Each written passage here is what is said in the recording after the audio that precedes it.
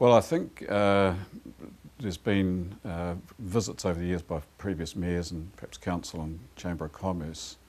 So I think there's been quite a good relationship set in a cultural fraternal sense. And I think the next part of it was, and that's what we tried to achieve in this, was to develop some strategic initiatives around that for business. And I think that's starting to show some results. In thinking about whether the officials knew very much about Nelson, yes, they certainly did.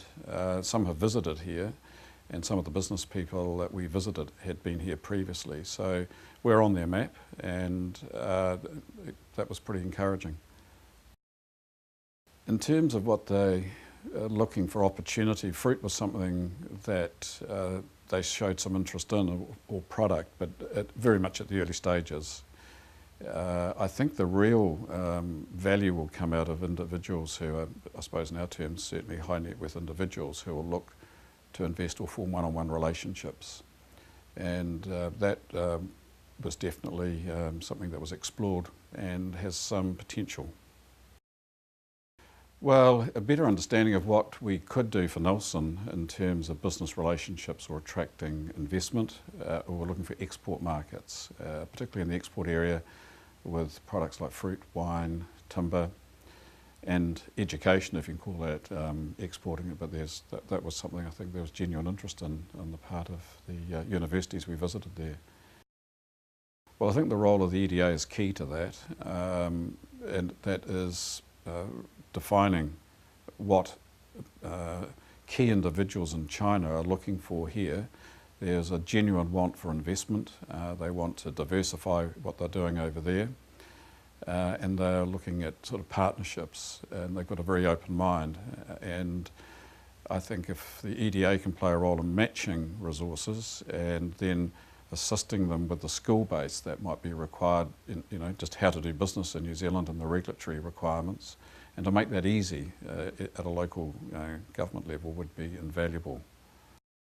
It's a price-sensitive market, like all markets, I suppose. But the volume factor is a big issue for many New Zealand products. That you simply have got to pick a market and someone who can actually match what they want with what you produce. And part of the problem will be in some areas there's simply not enough of the product they seek. And it's a very competitive market, and the free trade agreement New Zealand has is something that we can't lose sight of, which is a big advantage for us, being the first Western country to have that, and they're very aware of it. But more in the product supply of some of they're interested in health products and cosmetics in the sort of organic or range, and it's a question of whether you can produce enough of that for the segments of the market they have. We were very fortunate in that we took our own business advisor and interpreter, and Grace, who came with us, is going to work part-time for the EDA. She's a New Zealander and she's born in Shanghai, so she sits in both cultures very comfortably, and she gave us a lot of credibility in the way she was able to present and represent our views, and I think that was actually quite a coup for us to have someone of her calibre who could represent what we were doing.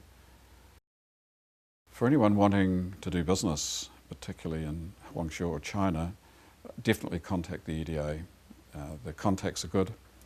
Preparation is vital. Research into the market, seeing what your product is, what the competition is. But the EDA will be able to do some initial, I think, research around just other businesses that might be able to match with you, and the EDA can refer that through to their equivalent in Guangzhou. But preparation's key. I'd definitely contact the EDA. They've got really good relationships with significant business people, and through the EDA then to their equivalent over in Hangzhou, there could be some definite advantage, to, as it were, fast track the communication. You just can't go there and just take potluck, it just won't work. Where to from here would be for the EDA to continue its relationship. I think that's key. I don't think there's any value in these visits being just one-off. that needs time to build the relationship. The doors have been opened, and the success will come through, I believe, key individuals who are influential in their own community looking to invest, and that's what has been expressed, and I believe that's what will ultimately, end up in a result